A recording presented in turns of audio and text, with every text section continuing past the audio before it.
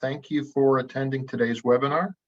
I'd like to thank the branches for hosting viewing sites across Texas. As the State Association for Civil Engineers, we are really happy to provide this service to the engineering community.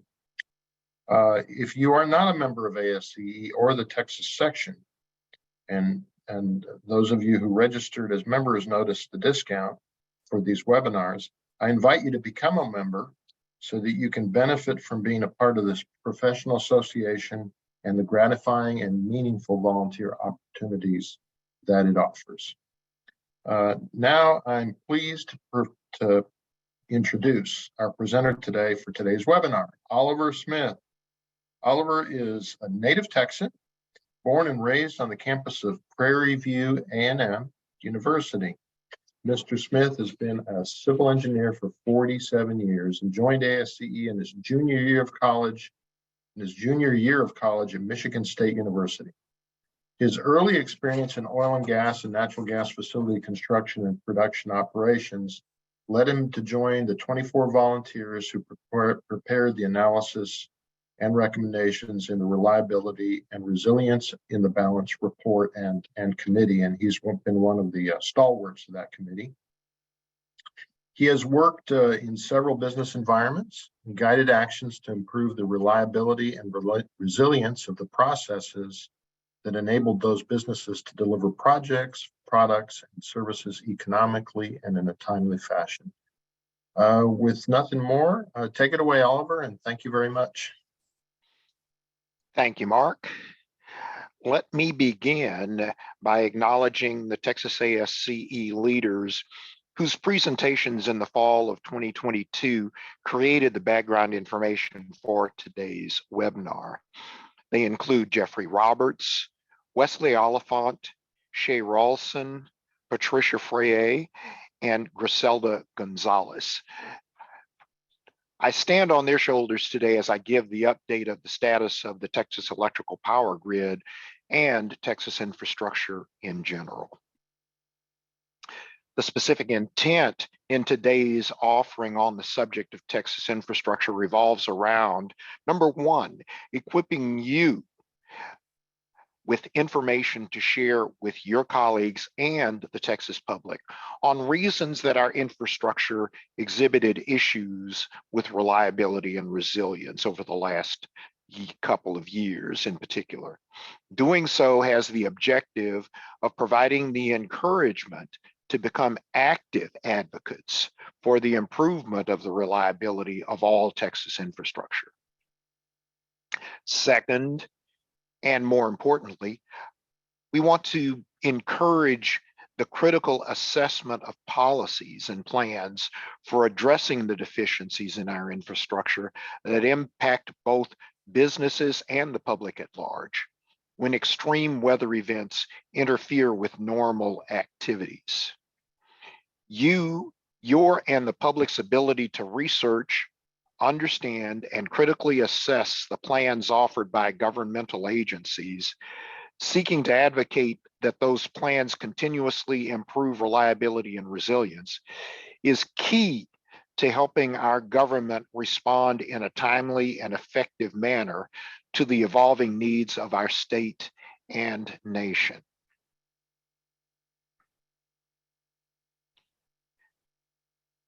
Taking a back to the future look at the Texas ASCE Infrastructure Report Card issued at the beginning of February 2021, all areas of Texas infrastructure received grades reflective of the criteria in place at the time to assess their status.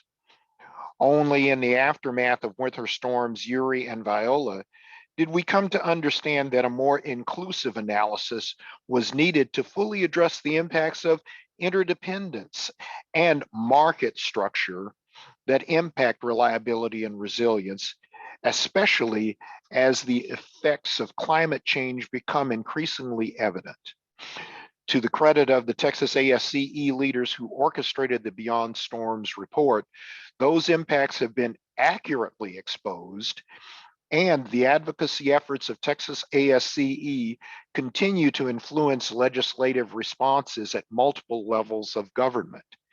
It is also noteworthy that some Texas ASCE leaders, Shay Rawlson in particular, now lead the efforts for the necessary reforms, as Shay now leads the City of Austin Water Department as director, having been promoted to this role in January of 2023. As a brief level setting, I want to offer definitions for key concepts that we shall reference during the webinar. First, essential infrastructure. And this refers to the components of the public and private sector infrastructure providing essential services to public and business operations. Second, reliability. That is the quality of any service that assures when the service is required, the demand, that the service is ready and accessible without delay. And finally, resilience. Resilience is that characteristic of a service which assures the rapid recovery to acceptable levels of performance after an unplanned interruption of that service. Now, in brief, I want to summarize the weather events over the last 2 years just completed that encapsulate the scenarios testing the reliability and resilience of the Texas infrastructure, the power generation and distribution grid in particular. First, in February of 2021, we all remember that the entire state of Texas was blanketed by sub-freezing temperatures over an extended period of time, accompanied by freezing precipitation, leading to a significant load shed event. And by load shed, I mean you had your power cut off, affecting approximately 4 million Texans and triggering the death of between 246 and 700 individuals. June through August 2021, the state experienced an extended period, that should be June through August of 2022. The state experienced an extended period of both high heat and drought, during which ERCOT registered record demand peaks exceeding their forecasts 11 times. Exacerbating the potential for another load shed event, 3 thermal generation operations declared bankruptcy and ceased to operate, prompting intervention by the Public Utilities Commission of Texas to assure their continued operations on a short-term basis. Then in December of 2022, just before the holiday season began, starting in the middle of the month, temperatures in the teens swept across the state, fortunately without significant precipitation accompanying the cold blast. Again, ERCOT electrical demand simulation forecasts were exceeded, associated with the abundance of heat pumps that had not been designed for extended periods of sub-freezing weather, and as a result, engaging their electrical resistance backup option to maintain home temperatures in a comfortable range. Fortunately, no load shed was triggered, as the reserves of power generation were ample to sustain the normal operation of the Texas grid. And finally, at the beginning of this February, cold fronts moving across the state in the early part of the month triggered significant ice accumulations, especially in central Texas. Those accumulations on ice on tree limbs and local power distribution systems caused damage to local distribution of power for 400,000 plus customers, and extended periods of between 4 and 6 days of interruption for power and internet services across central Texas. Several counties declared disaster status due to significant quantities of fallen limbs and damage to homes. While the power generation and transmission components of the electrical grid held firm, local distribution interruptions in central Texas attracted a great deal of attention and policy action, which is ongoing as cleanup from that event progresses. In fact, this morning, FEMA related cleanup occurred in my neighborhood, picking up the 6-foot piles of limbs that have fallen in my area.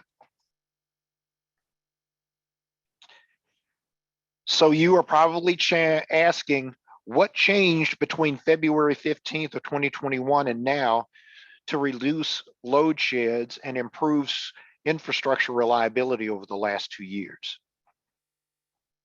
The reliability of the Texas electrical power grid generation component has been enhanced by, first, changes in ERCOT operational strategy, primarily procuring power generation in advance of demand through use of what are called reliability utility commitments, and I'll talk about those a little later.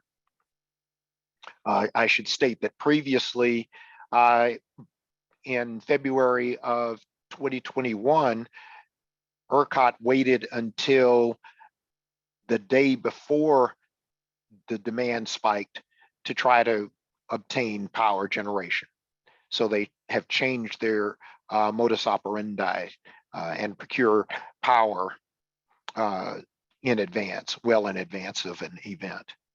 Winterization of power, second, winterization of power generation operations and winterization of key natural gas production wells and process facilities prevented there being as much natural gas taken offline as was the case in February, as had been the case in February of 2021.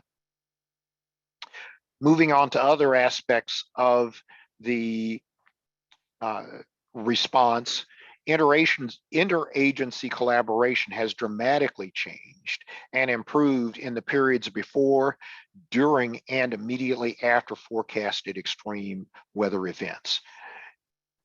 To that end, TxDOT, ERCOT, the Public Utilities Commission of Texas, the Texas Railroad Commission, the Texas Commission on Environmental Quality, the Department of Public Safety, and other departments now convene together in a central location to coordinate efforts to keep Texans moving and safe. And finally, you and the public had a hand in addressing issues by responding to requests for public moderation in power consumption and driving during extreme weather conditions. And those requests were heeded to a significant and, in fact, surprising degree. The state of Texas and the departments that manage the state's infrastructure now fully acknowledge the importance of managing the interdependence between those components. Just as Texas ASCE has highlighted the importance of recognizing and addressing interdependence between silos of infrastructure, so too has the state legislature. Senate Bill 3 laid the foundation for a more robust approach to integrating the operations of the sectors of infrastructure. Senators on the Business and Commerce Committee openly acknowledged the absence in the years leading up to the February 2021 winter storm catastrophe of a collaborative methodology among the various key infrastructure sectors under the state's management. As a consequence, the Public Utilities Commission of Texas, the Texas Railroad Commission, ERCOT, and other departments now more frequently and constructively engage in collaborations to anticipate and address potential threats to the reliability of their services, especially those threats stemming from interdependence issues. As an example, referring to the load shed event precipitated by storms Uri and Viola, the requirement to provide backup for intermittent power sources through the use of thermal generation and, in the future, battery storage has triggered changes in the timing of procurement of thermal power generated by ERCOT from day-ahead procurement to reliability utility commitment procurement 3 to 5 days in advance of forecast demand requirements. Second, ERCOT continues to work to refine their simulations and forecasts as evidence mounts that they continue to consistently underestimate the peak demand during extreme weather events. 3, retirement of coal-fired thermal generation facilities has heightened awareness of the need to attract additional thermal generation, and the current debates between the Public Utilities Commission and the Electric Reliability Council of Texas and the Senate Business and Commerce Committee on market design encapsulate that recognition of a need to change the Texas electrical energy marketplace. I want you to think of our current global energy conundrum as now being more of an energy convergence than an energy transition. Globally, we are not transitioning from one source or form of power generation to another, more climate-friendly form, but rather finding a balance between options that advances the requirement for reducing impact to the environment while also advancing civilization. Consequently, all forms of energy generation, wind, solar, nuclear fusion, natural gas, hydrogen, geothermal, hydroelectric, and ancillary components such as battery storage play a continuing role in the efforts to create a reliable and resilient power generation and distribution structure. I will also note that increasingly, the transmission of electrical power via high voltage transmission lines is drawing attention as being under-resourced and a capacity constraint. Expect the attention of legislators to be directed to addressing this constraint, as it takes much longer to obtain right-of-way and build long-distance high-voltage lines, transmission lines that bring power from solar generation and wind farm sites to the area where demand is greatest than to build thermal generation.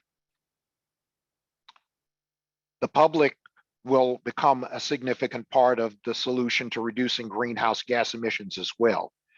Demand response and energy efficiency will increase in viability for managing demand for electrical power.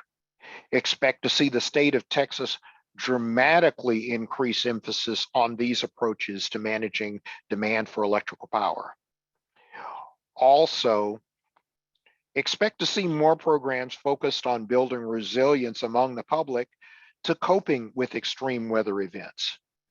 Such a program has already been launched in the city of Austin with the advent of 10 community awareness events to stretch over the next 10 months. The focus of these events is emergency preparedness for storms, wildfires, floods, and other emergencies. And these events bring together members of the city council, the fire department, the police department, the local electrical utilities, the Federal Emergency Management Administration, to offer recommendations for advanced preparations at the individual public level. In other words, what you as a citizen can do. Now, just to provide a quick recap of the natural grid, since that always comes into question, here is a diagram showing the current grid structure. I elected to show this structure because the question invariably comes up, why can't Texas simply connect to the other grids to improve stability? Well, the answer is, first, political. Texas does not wish to fall under the control of the Federal Energy Regulatory Commission and consequently experience changes in their operational independence. Second, if the expectation is that load shed during winter storms Uri and Viola could have been avoided had the Texas grid been interconnected with the western or eastern grids, the reality is that the grids closest to Texas during the 2021 winter storms were also experiencing weather that inhibited their power generation. As a consequence, they too were importing power and did not have generation capacity to spare to prop up the Texas grid. It should also be noted that the independent nature of the Texas grid and the significant contribution of renewable power generation in Texas has illustrated to the rest of the country the benefits and challenges associated with decarbonization. Intermittent power generation, for which the power must be transported from regions of low power consumptions to regions of high power consumption, highlight the need for additional high voltage power transmission lines, more robust battery storage, and thermal power generation to back up the intermittent power supply. Here in Central Texas at the beginning of 2023, an ice storm wreaked havoc on the distribution component of the electrical grid, causing widely scattered power outages in several counties. As the governor was quick to point out, the grid functioned as designed in that power generation and high voltage transmission were unfazed by the weather event across the state, and particularly in Central Texas. The distribution center system between the substations and the customer base was impacted, though, by ice buildup on power lines and tree limbs, weighed down by ice, falling across local power lines and shorting out the local circuits. So the impact was localized, but nonetheless reflected the vulnerability of the electrical power distribution component of the grid.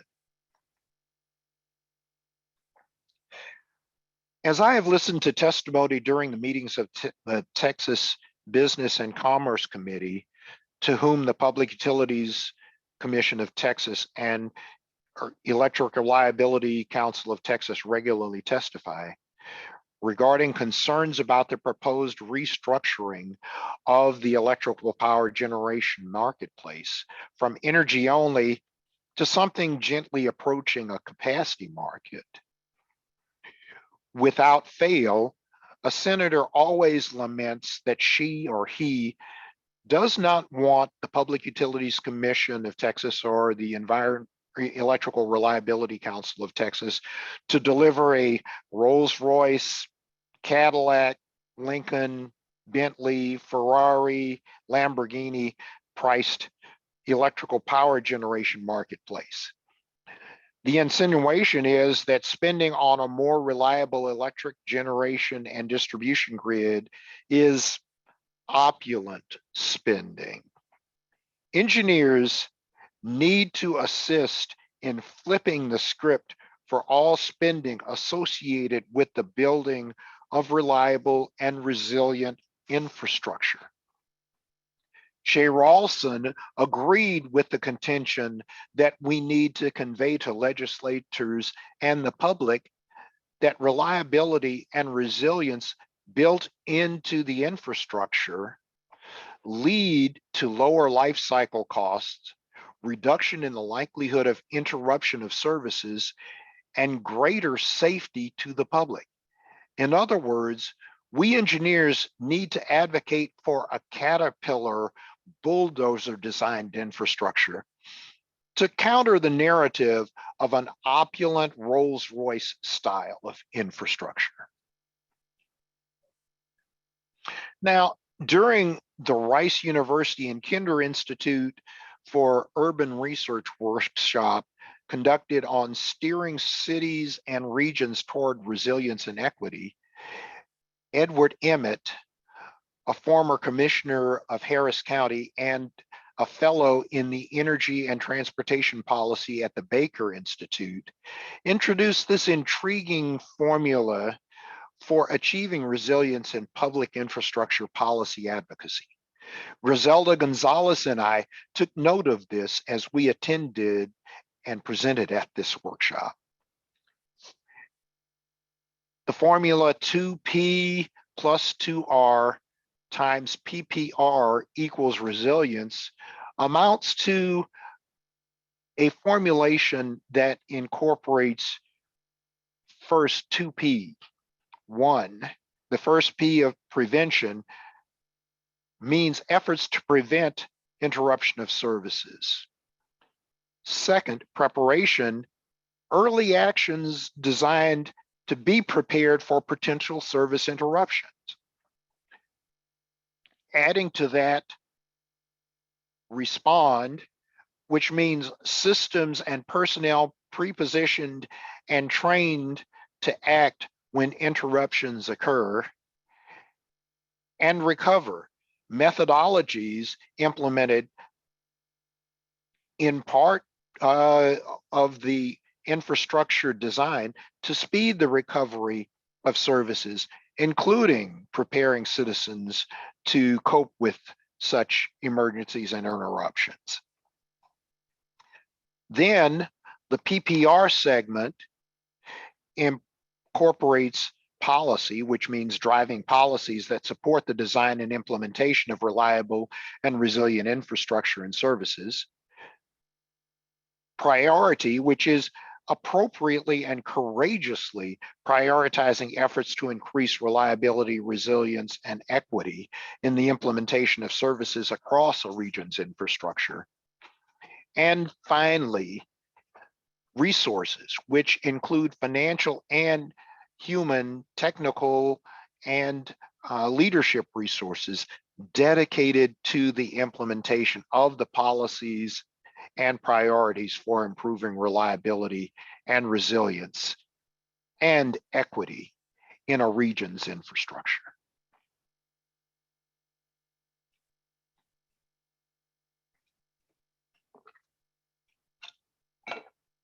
Now that both the legislature and the Texas public have become aware of the increasing likelihood of extreme weather events, it behooves us to pay closer attention to the warning signals that indicate impending systemic stress and potential failures in infrastructure.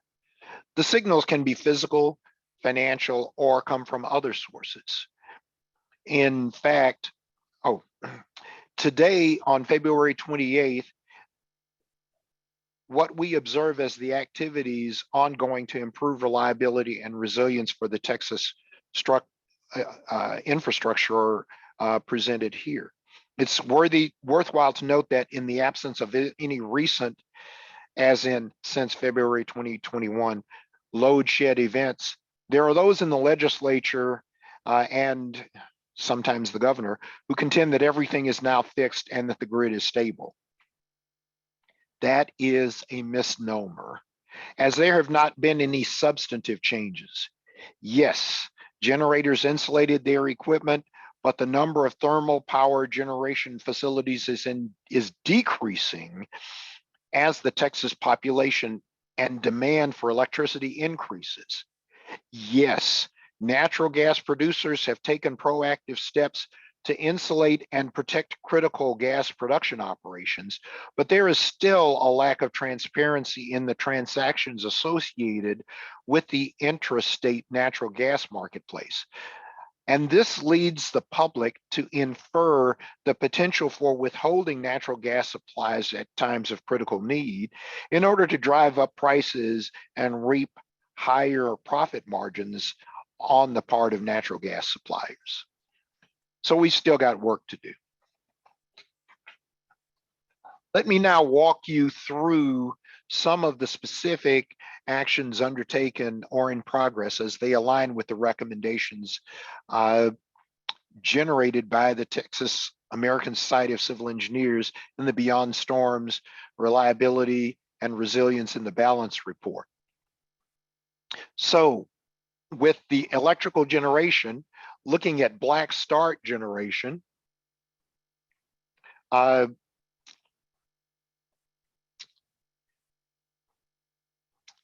you return to the first, to the previous? Yes, thank you.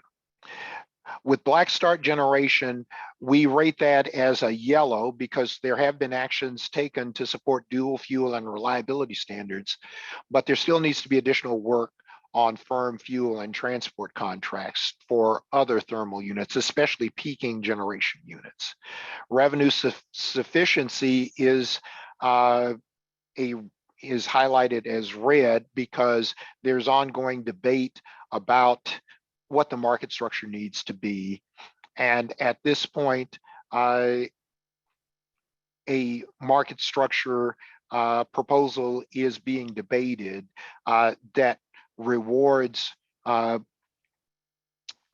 generators for having a highly reliable source of energy that can start, of electrical power that can start up in a very short period of time. And so that debate is ongoing. We still see a need for improvement with model bias, in that the underestimation of demand continues to present itself in extreme weather scenarios. And finally, the culture. The Senate Business and Commerce Committee is discussing market structure changes, but there is still this insistence to retain the energy-only marketplace. So there is work being done by the Public Utilities Commission and ERCOT and expert witnesses to address the fact that reliability does come with a cost, but that cost is negligible compared to the cost of experiencing a load shed event, and even more challenging, a black start event where the entire grid collapses. Okay, next slide.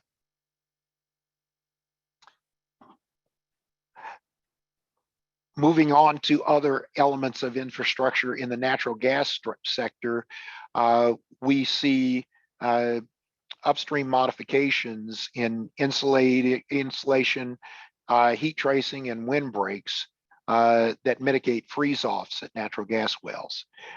But we are still concerned that there needs to be action to increase the transparency of natural gas market activities. In the water and wastewater sectors, there is increased emergency generation capacity installed. Crews have been retrofitted with equipment to allow them to move in weather conditions that are more challenging, and they've improved communications to address issues. And now we are looking for evolution of system upgrades to minimize boil water events. Telecommunications has also increased emergency generation capacity, but are still experiencing issues with downed transmission lines and other critical utilities. Finally, transportation. TxDOT has updated their emergency operations plans, and at the same time are doing a better job of deploying resources in extreme weather. But there's still more work to be done there.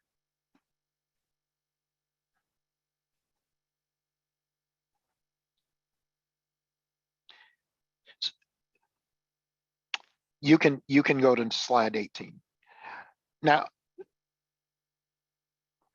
here's some relevant news associated with our ongoing efforts to highlight the current situation with power generation in the US and Texas. First, Wall Street Journal reported on Sunday that PJM Interconnect is sounding the alarm that fossil fuel plants are shutting down without adequate replacement power. This in particular reflects issues associated with coal-fired plants that are reaching the end of their forecasted life and are not being replaced. On the other hand, in Texas, on January 24th, the Lower Colorado River Authority that supplies power to Central Texas announced plans to build a new peaking power plant in Fayette County to help support the Texas electrical grid. This peaking plant will feature 10 internal combustion engines that can burn natural gas, diesel fuel, or hydrogen. And in fact, part of the reason for selecting, as I understand it, for selecting internal combustion engines is because they can transition to hydrogen for their fuel source. Next slide. Looking forward, the Beyond Storms Committee is developing an update to the report released in February of 2022. So there'll be a summer refresh that is targeting a release in March of 2023. And that report will be looking at the issues that led to ERCOT underestimating the amount of power demand anticipated during the summertime. It will also explore why 3 thermal generation plants declared bankruptcy and what the impact was on putting us much closer to the edge than we would have preferred. And then the winter refresh, looking at winter 2022, especially the freeze in December, and our most recent February winter storm, will examine ERCOT demand and performance.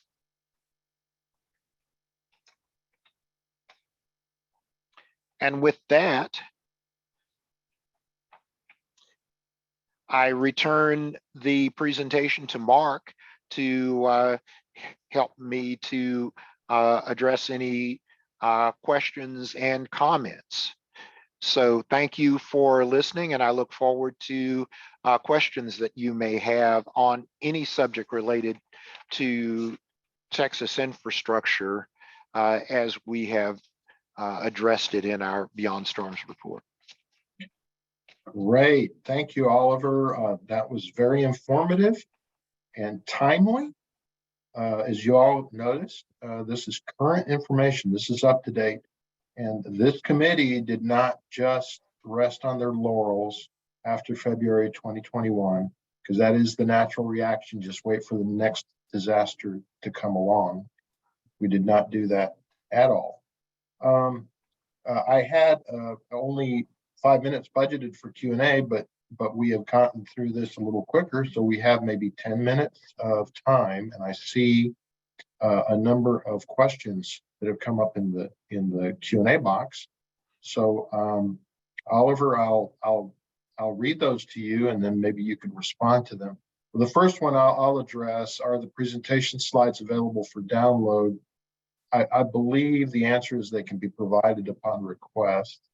We'll get back to you on that. Mike, do you have anything to add on that? Yeah, a copy of those slides will be included when we email out the certificate of attendance.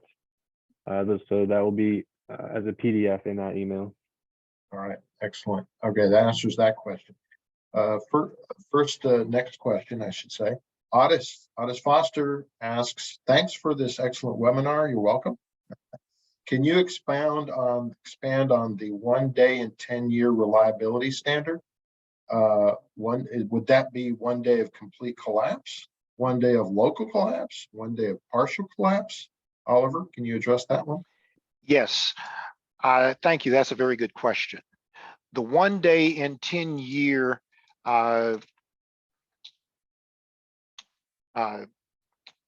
criteria that is being used to decide what a reliable Texas grid looks like is one minor load shed event.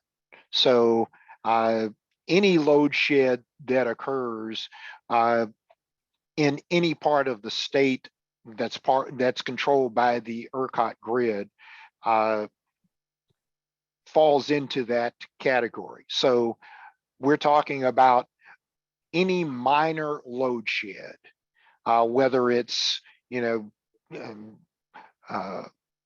20,000 people or 4 million people. Any load shed event qualifies. And what the state is attempting to do is to minimize those events so that only one load shed event of any size occurs in a 10-year period. Does that answer your question? Well, Otis can jump in on that, but I think maybe the question would be, Oliver, does that 1 in 10 include, I would think that we draw the line on a total black start collapse of the entire state grid. That's not in our 1 in 10 year. Yeah, correct. Is it? The intent is to avoid there ever being a total collapse of the grid, which is why I said that they're monitoring small load shed events. Those trigger attention, if you will, on the part of the Public Utilities Commission about reliability and resilience. All right, we have other questions. Thank you, Oliver. This is from Otis also. What market changes are needed to encourage nuclear power generation in Texas? Well, at this point, that's a very good question.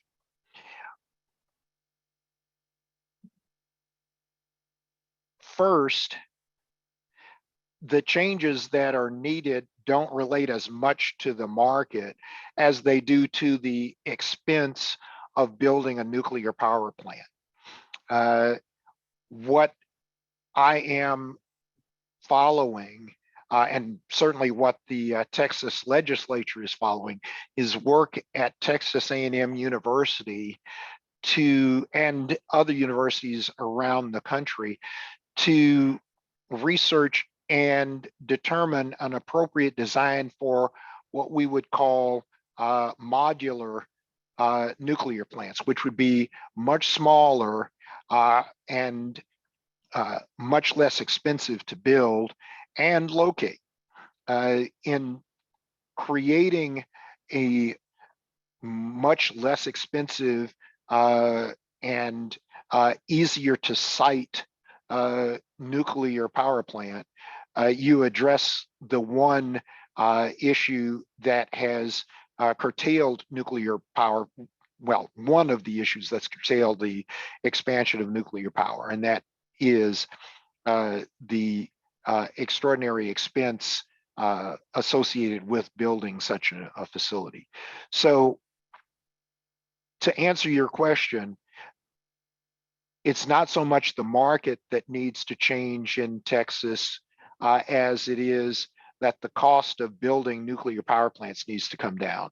The market, one thing that senators on the Texas Business and Commerce Committee consistently tell the Public Utilities Commission is that they want to minimize rate increases, particularly to those individuals who are on fixed incomes or low incomes and also happen to live in less energy efficient homes and are very sensitive to increases in the cost of electricity. I hope that answers your question. It is an ongoing effort to attract other thermal types of generation. And once nuclear power becomes more of a modular arrangement and is much lower in cost, I expect to see some investors explore that. Okay, thank you. I've got a number of other great questions Sure. here. What is being done in the area of national security, example, protection against DMP, cyber attacks and DMP, as per an effort to improve reliability of the grid?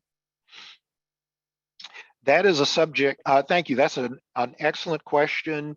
And it's highlighted for those of you who haven't seen it. There is a 50-minute presentation called Grid Down, Power Up that explores that question.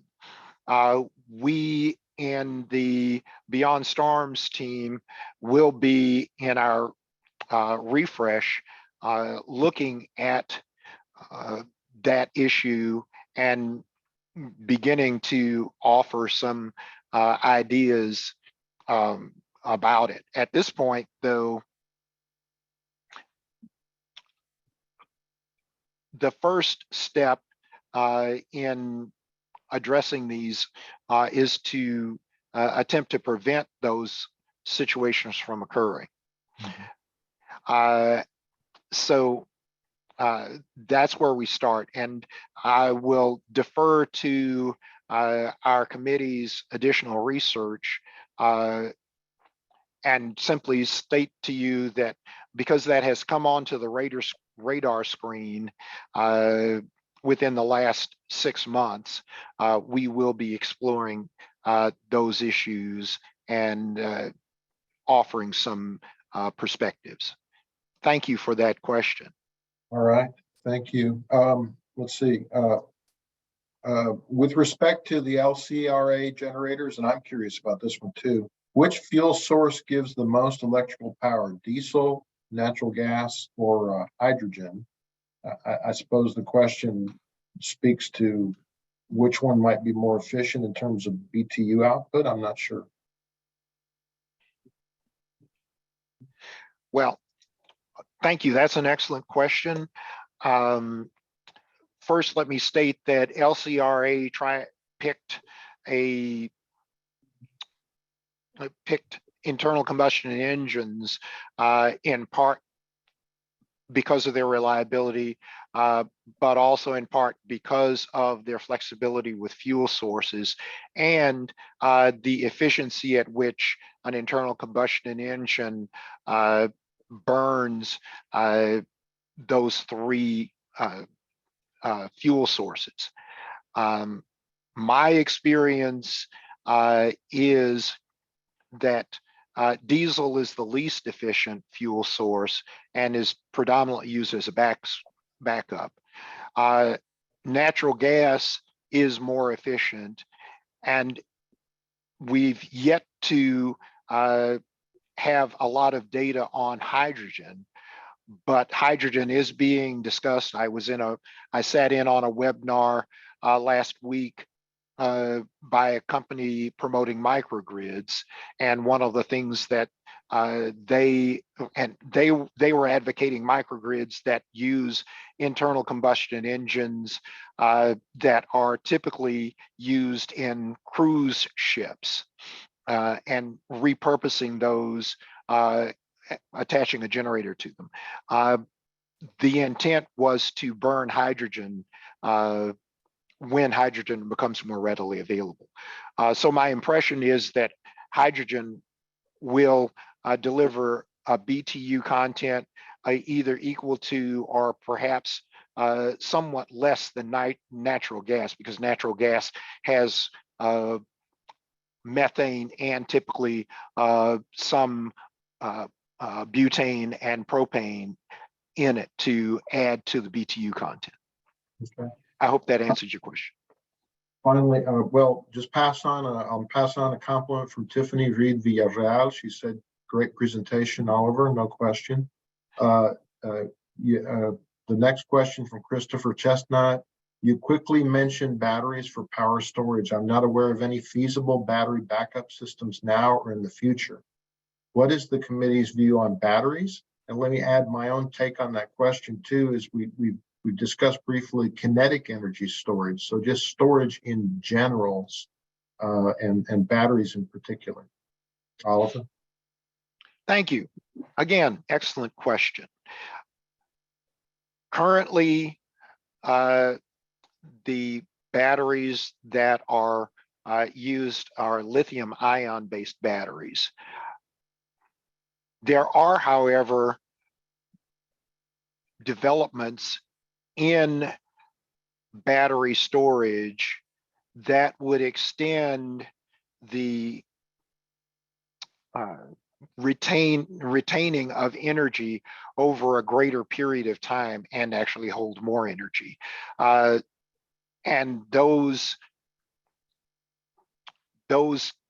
that composition revolves around something other than lithium ion. So that's on the forefront. We believe that batteries are an essential element to the advent of renewable energy, particularly both wind and solar energy need to have storage capacity so that the energy that they generate in off-peak times can be retained. The same would be true for kinetic energy or any energy source that would be intermittent. They need to have connected to them a battery, a sufficient battery storage arrangement such that the power that they generate in off periods can be stored and then pulled into the grid. Okay. Oliver, we only have Thank a you. minute or two left here. I've got two more questions and I cut it off Go. at the next couple. During extra power, and I think we addressed this in our webinars previous, but during extra power needs, can power be purchased from anywhere it's available? Can power get here from, say, Washington State in a timely manner? I know the answer, but Oliver, you go ahead.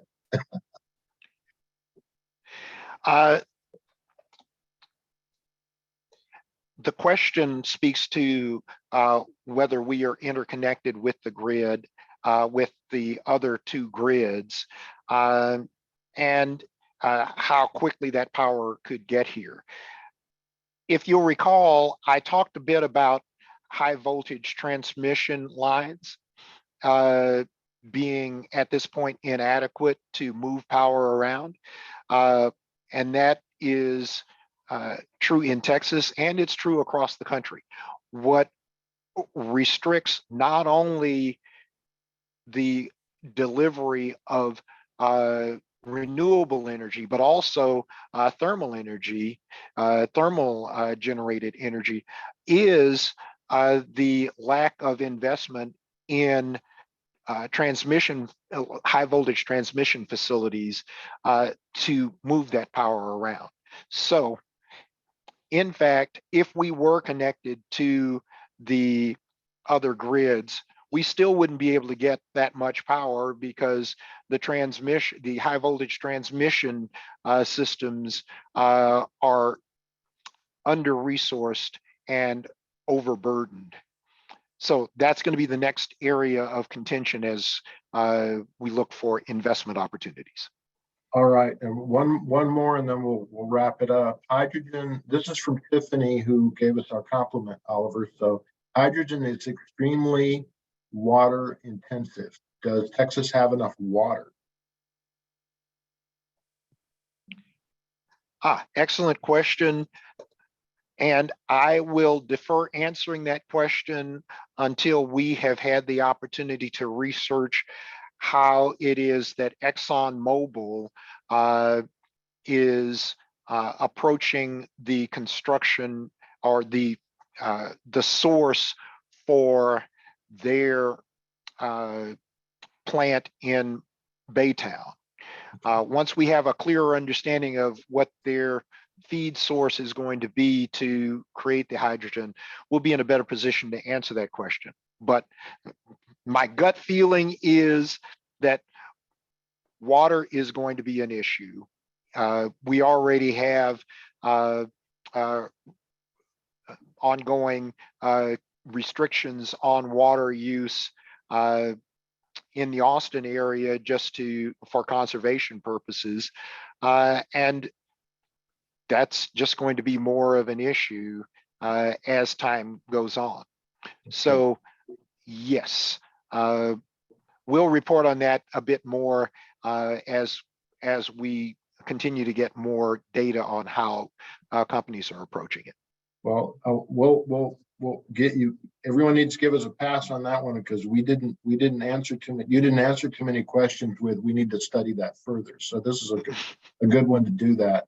Yes. So we're out of time. Otis had a last question about plugging a nuclear sub in for regional water supply, and I think he's being tongue in cheek about that. I would say no more than an electric truck could plug into your house and run it for very long. Well, actually, the desalination or electric power from a sub has some benefit. There, in fact, is another resource that hasn't been talked about. There are a sizable number of diesel electric locomotives sitting in storage for Union Pacific, Burlington Northern, Santa Fe, and other railroads. And I studied an instance where a Canadian town lost its power connection to the grid, and in order to sustain essential services, used a Canadian National locomotive, which they basically took off the tracks and ran up the street to be close to a substation, plugged it in, and ran the locomotive, tapped into its generator and powered the town's essential services for a couple of months until the high voltage transmission line could be restored. So there are options that we just haven't tapped into yet, and that's one of them. All right. Thank you for that question. Oliver, thank you very much for this very informative presentation, and thank everyone once again for participating in today's ASCE Texas section